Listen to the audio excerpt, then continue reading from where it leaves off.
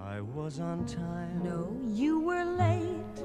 Ah, yes, I remember it well. We dined with friends. We dined alone. A tenor sang. A baritone. Ah, yes, I remember it well. That dazzling April moon. There was none that night. Hi, I'm Richard Baldwyn, and I'm going to talk about a book I've just had published called Only Yesterday. And it is about me. That's me, and that's me. And the only difference between the two me's is 83 years. It well. Although the book is about all those years, I've not written it in chronological order. It's in bits and pieces, thoughts that have come into my life, come into my thoughts during my life. A little bit about school days, a little bit about the time between my school days and the war, when I worked at Harrods, before I went into the theatre, and then of course the war. And I was in the Air Force. I went to North Africa, Italy, Greece, had some incredible adventures. I nearly lost my life when I ditched it in the Adriatic. I had some wonderfully humorous times. I met some wonderful people. And then I came back from the war, went into the theatre, back into the theatre, rep, tours, West End, BBC, early days of children's television. And I worked with wonderful people, stars you all know, many of them dead, of course, John Le Mesurier, Hattie Jakes. And then I went into the record industry, publishing with Paul Hamlin, later Lord Hamlin. I recorded for audio books people like James Mason and Wendy Craig and Sebastian Coe, Princess Anne. I dined with Betty Davis. Then I ran the London Marathon when I was 61 in a pretty good time, just over 4 hours. I got an honours arts degree at the Open University, which was a surprise because I was no good at school and I hated boarding school.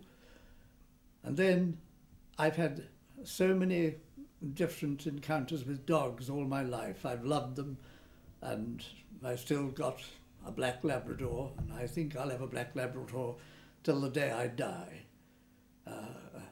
And then I write of my love of North Devon, particularly Hartland and all that peninsula.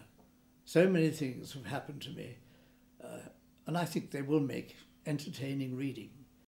During my childhood I went to boarding school, which I did not enjoy at all. I went when I was very young, and well, it wasn't the school's fault, it was me. And then when I left school, I got a job, and I wasn't yet 17, at Harrods, of all places. Harrods, famous departmental store in Knightsbridge. I didn't last there long. I got the sack, or rather Harrods and I agreed to part, because I sent the wrong size shirts to Winston Churchill, and then I had rather an unfortunate meeting and encounter with the Queen, Queen Elizabeth as she was, and her two daughters, Princess Elizabeth and Princess Margaret. That was in the toy department at Christmas, so no wonder Harrods didn't keep me.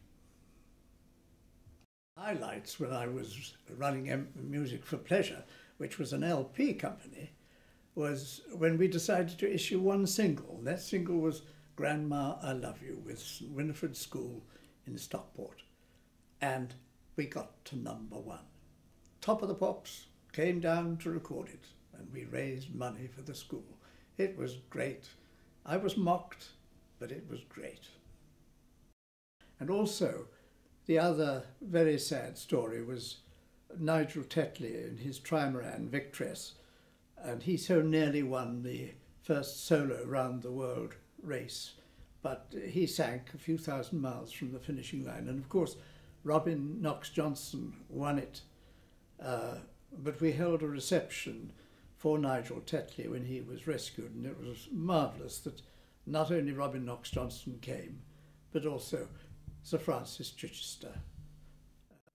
And I'm going to dedicate my book to Harvey. Now, Harvey is my youngest grandson, and he's aged 3.5, and of course he won't read this book for decades, but that doesn't matter.